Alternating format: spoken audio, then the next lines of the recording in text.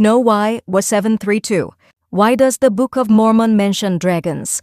왜 몰몬경은 용을 언급하는가? Post contributed by Scripture Central. 이에 이렇게 되었나니 리마이의 백성이 레이맨인들을 그들 앞에서 몰아내기 시작하였으나 그들은 레이맨인들 수의 절반도 되지 아니하였더라. 그러나 그들은 그들의 생명과 그들의 아내와 그들의 자녀를 위하여 싸웠나니 그러므로 그들이 스스로 힘을 내어 용같이 싸웠더라. 모사이아서 20장 11절. The no. 몰몬경에서 때때로 사람들의 이목을 끄는 한 가지 측면은 용 드래곤이라는 단어가 4번 사용되었다는 점입니다. 이 중 2번은 이사야서를 인용한 구절에서 등장하는데 이 단어가 킹 제임스 성경의 여러 구절에서 발견된다는 점을 고려하면 이는 놀라운 일이 아닐 것입니다. 그러나 이 용어는 몰몬경의 고유한 2 구절에서도 사용되며 2번 모두 맹렬한 전사들을 묘사하는 직유법으로 등장합니다. 모사이아서 20장 11절, 엘마서 43장 44절. 독자들은 이러한 등장에 놀라워하며 신화 속의 피조물인 용이 왜 몰몬경에 언급되는지 의문을 가질 수 있습니다. 니파이인들의 용에 대한 개념은 본래 이스라엘의 관점에서 파생되었을 수 있으므로 근동 지역, 특히 히브리어 성경에서 용이 무엇이었는지 요약해보는 것은 가치 있는 일입니다. 용으로 번역된 히브리어 단어 탄닌은 뱀, 악어, 심지어 전설적인 바다뱀을 포함하여 다양한 크기의 파충류 생물을 묘사하는 광범위한 용어입니다. 킹 제임스 성경에서 탄닌은 때때로 고래 웨일로 번역되기도 하지만 그러한 근사치는 다소 추측에 가깝고 탄닌은 일반적으로 파충류입니다. 탄닌은 때때로 육상 생물로 묘사되기도 하지만 주로 물과 연관되어 있으며 일반적으로 물속에 있거나 물과 함께 있는 것으로 묘사됩니다. 근동의 다른 용들과 유사하게 그것은 창조 이전의 물의 혼돈, watery chaos을 상징합니다. 따라서 많은 근동 문화권에서는 태고의 바다 괴물을 죽이는 것을 창조의 시작과 연결짓습니다. 여러 성경 구절은 창조의 일부로서 여호와께서 거대한 바다 괴물 탄닌을 죽이시는 것을 언급하는 듯하며 그 괴물에 대해 라합과 같은 고유한 이름을 사용합니다. 탄닌에 대한 히브리적 개념은 몰몬경에서 괴물 몬스터이라는 단어가 사용된 일부 구절의 배경이 될 수도 있습니다. 하나님께서 탄닌을 죽이신다는 이사야의 구절을 인용한 후 야곱은 사망과 지옥과 악마를 하나님께서 그의 성도들을 건져내시는 끔찍한 괴물로 거듭 의인화했습니다. 탄닌은 또한 모로나이가 이되어서 6장 10절에서 고래와 구별하여 언급한 바다의 괴물 이면에 있는 개념일 수도 있습니다. 존 엘 소렌슨과 매튜 로퍼와 같은 후기 성도학자들이 지적했듯이 탄닌에 대한 이러한 구대륙 올드 월드의 개념 중 상당수는 신대륙 뉴 월드의 생물학적 및 문화적 환경 모두에 쉽게 번역 적용될 수 있었습니다. 몰모니 모사이아서 20장 11절에서 용을 언급한 것에 대해 소렌스는 다음과 같이 설명했습니다. 그가 염두에 둔 용은 어떤 종류였을까요? 아마도 악어 크로코다일의 나 카이만을 가리켰을 것입니다. 그러나 이 용은 자연계의 위험한 생물 그 이상이었습니다. 메소아메리카 신화에서 악어 형태의 거대한 피조물은 가상의 지하 바다 위에 떠 있다고 여겨졌습니다.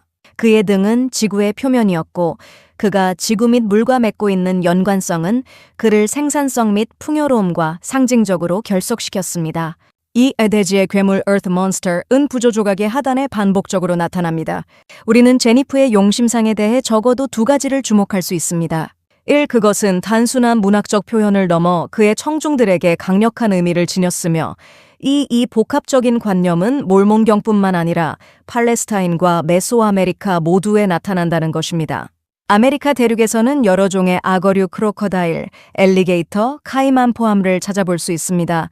이들 중 다수는 정기적으로 인간을 공격하고 때로는 사망에 이르게 하기도 하며 그들의 맹렬함은 그들에 대한 가장 초기의 기록들 중 일부에 언급되어 있습니다. 아메리카 대륙은 또한 살무사와 같은 위험한 뱀들뿐만 아니라 물뱀, 가터뱀, 맹독성, 노란배바다뱀과 같은 수많은 수생 또는 반수생 뱀들의 서식지이기도 합니다.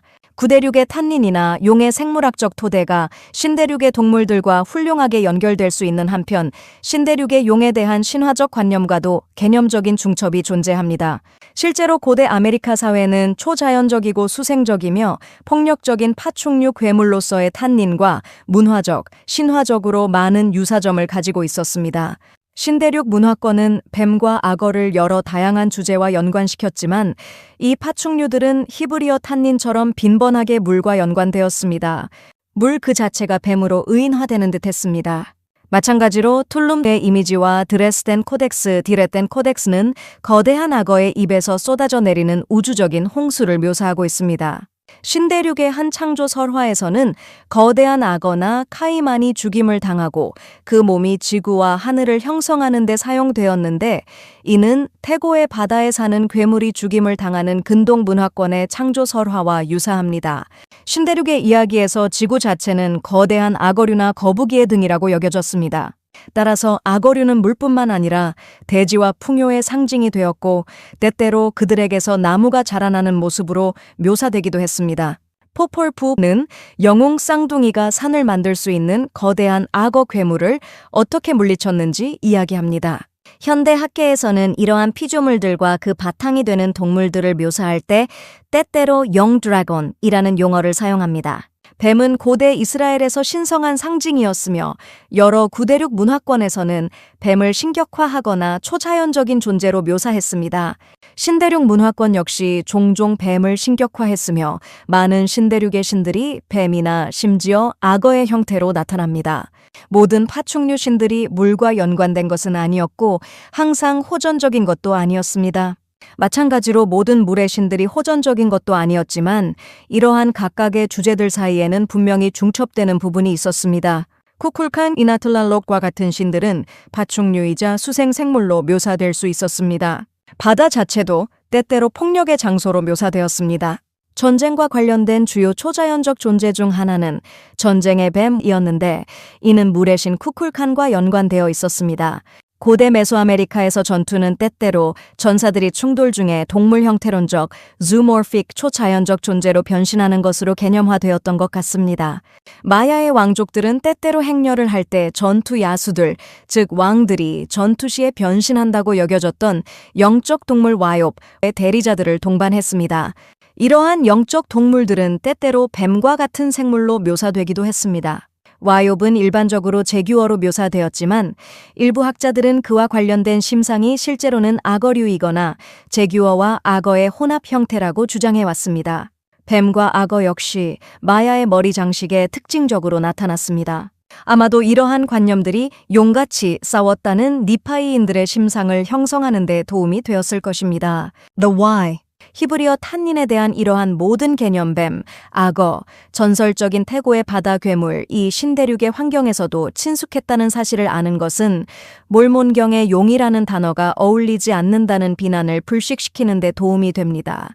오히려 이 용어는 리아이의 후손들에게 친숙했을 것이며 고대 아메리카 문화권에서 회자되었던 여러 강력한 피조물들을 적절하게 지칭할 수 있었을 것입니다. 이러한 이해는 또한 몰몬경의 저자들이 용같이 싸웠던 자들을 묘사할 때 아마도 무엇을 염두에 두었는지를 명확히 하는 데 도움이 됩니다. 독자들에게는 우리가 하나님의 선지자들에 의해 깨우침을 받았다고 주장하는 일부 고대 이스라엘인들과 니파이인들이 환상적인 피조물의 존재를 믿었을 수도 있다는 사실이 이상하게 보일 수도 있습니다. 그러나 이스라엘과 니파이 사회의 일부 사람들은 신화 속의 피조물을 문자 그대로 믿었을 수도 있지만 히브리어 및 니파이 경전에 등장하는 이러한 피조물들에 대한 많은 언급은 비유적이거나 논쟁적인 것으로 보입니다.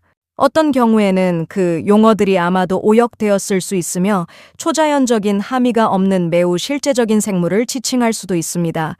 경전은 하나님께서 모든 민족에게 그들 자신의 언어에 따라 말씀하시며 그분이 보시기에 적합한 만큼의 진리를 그들이 이해할 수 있는 방식으로 주심으로써 모든 민족의 문화적 세계관을 수용하실 수 있다고 가르칩니다.